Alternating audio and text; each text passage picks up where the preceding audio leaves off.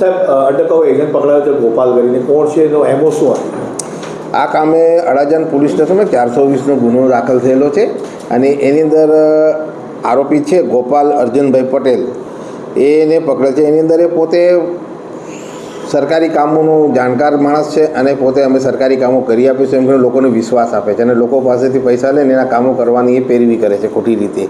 આ કામના ફરિયાદી ખરા એમના પાસેથી પહેલાં 5 લાખ રૂપિયા લીધા અને એના 6 લાખ રૂપિયા પરત કર્યા.